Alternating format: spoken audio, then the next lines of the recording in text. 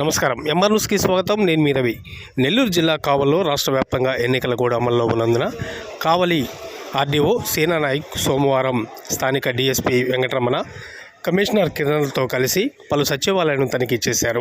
ఎన్నికల కోడ్కు నిబంధనలుగా ఎక్కడైనా ఉంటే వారిని ఉపేక్షించేది లేదంటూ వారిపై చర్యలు తీసుకుంటానని ఆయన అధికారులను హెచ్చరించారు.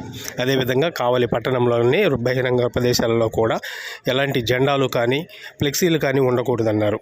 అభ్యర్థులు తమ వ్యక్తిగత భవనాల వద్ద ఫ్లెక్సీలు మరియు ఇలా జెండాలు నిర్వహించుకోవాలంటే తప్పనిసరిగా తమ అనుమతులు తీసుకోవాలని ఆయన తెలిపారు. ఈ కార్యక్రమంలో పలువురు అధికారులు తదితరులు పాల్గొన్నారు.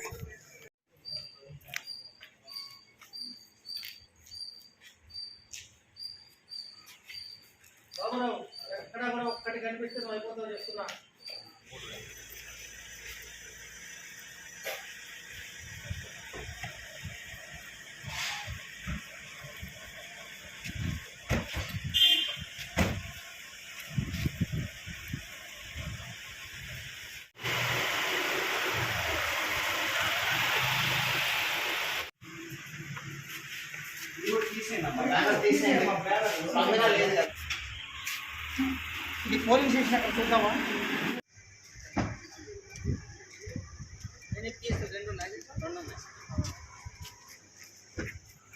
నందు ముఖ్యంగా ఎంసీసీకి సంబంధించి అమలు తీరుపై మొత్తం సచివాలయాలు, తర్వాత పోలింగ్ స్టేషన్ల దగ్గరలో అన్నీ కూడా చూడడం జరుగుతుంది. ఎక్కడ కూడా ఒక చిన్న ఫ్లెక్సీ కానీ, చిన్న పాంప్లెట్ కానీ, హోర్డింగ్స్ కానీ ఎక్కడ కూడా పొలిటికల్ పార్టీకి సంబంధించినవి లేవు. ఏదైనా ఉంటే వాళ్ళ ప్రైవేట్ బిల్డింగ్ మీద ఏదైనా ఉంటే తప్పకుండా పర్మిషన్స్ తీసుకోవాలి.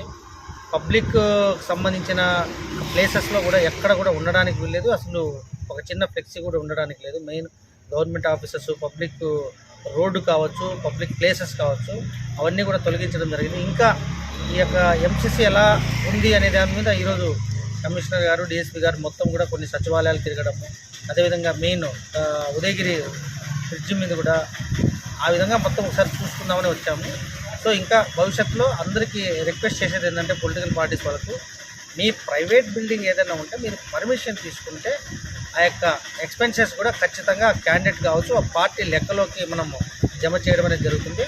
దట్టు మనకు ఆ క్యాండిడేట్కి ఏదైతే పరిమితి ఉంటుందో ఎక్స్పెండిచర్, అది దాటడానికి వీలు లేకుండా చూసుకోవాల్సిన బాధ్యత కూడా పొలిటికల్ వాళ్ళ మీద ఆధారపడి ఉంటుంది. కాబట్టి ఈ విషయాన్ని మీ ద్వారా వారికి తెలియజేయడము, ప్లస్ ఎంసీసీ మీద తిరిగి చూడడం అనేది జరిగింది.